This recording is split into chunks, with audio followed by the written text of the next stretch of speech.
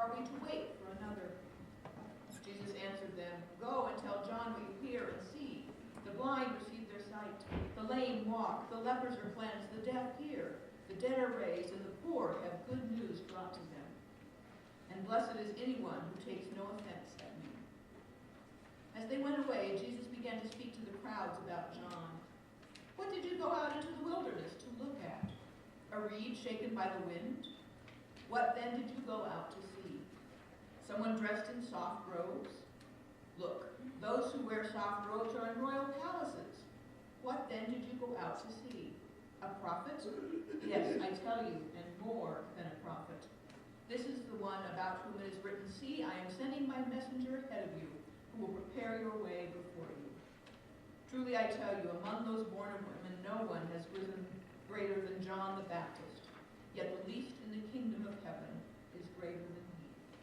The gospel of the Lord. Praise to you, O Christ. You may be seated.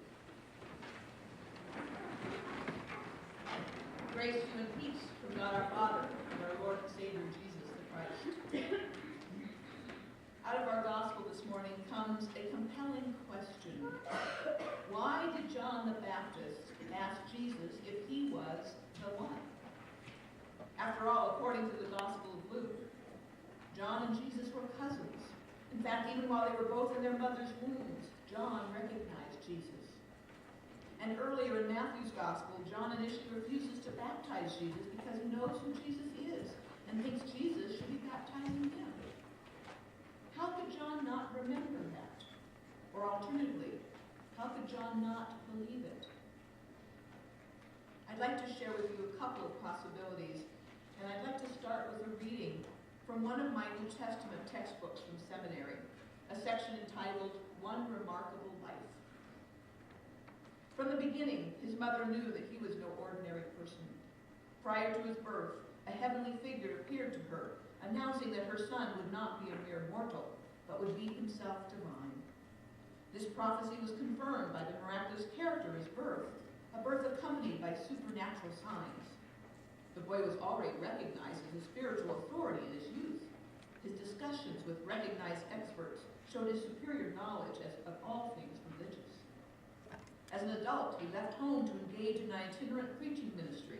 He went from village to town with his message of good news, proclaiming that people should forego their concerns for the material things of this life, such as how they should dress and what they should eat.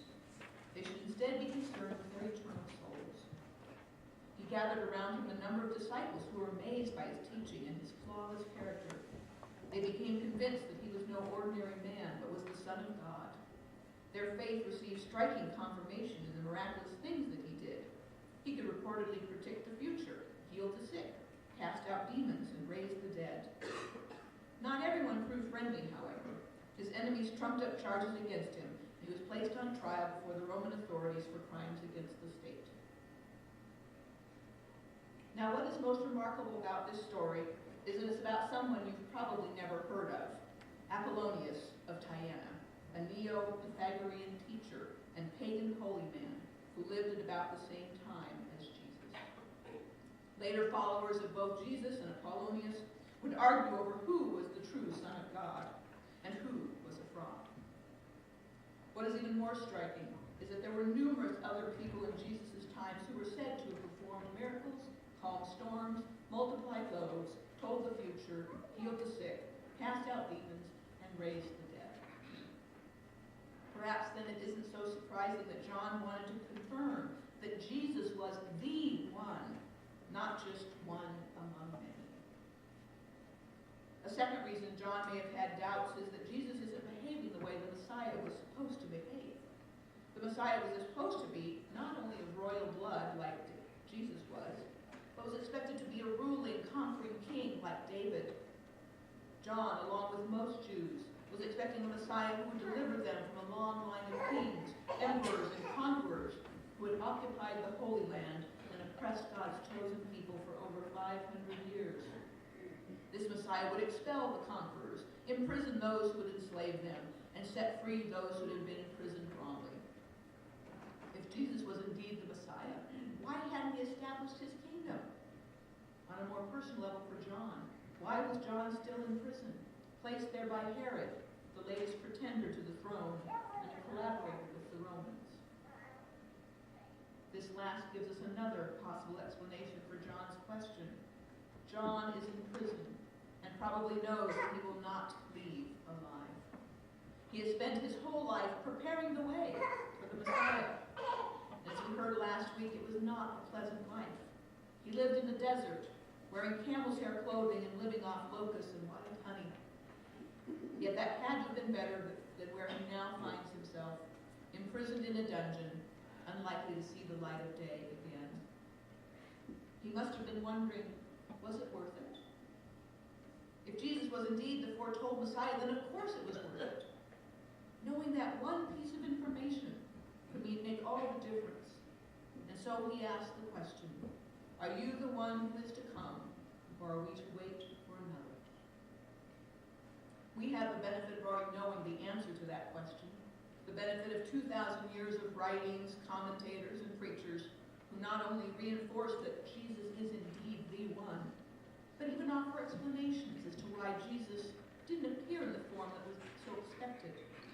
We've learned that Jesus came as the suffering servant, as Isaiah foretold, and that the final judgment and glory to come would be at a future time, in what some would call the second coming. We too often have nagging doubts like John is experiencing. Sometimes it's about things in our everyday life. When in a relationship, we may wonder, are you the one? When looking for a house or a job, we wonder, is this the right one? When choosing a college, a major, or a career, we ask, is this the right path? And like John, when things look bleak, we wonder if we made the right decision.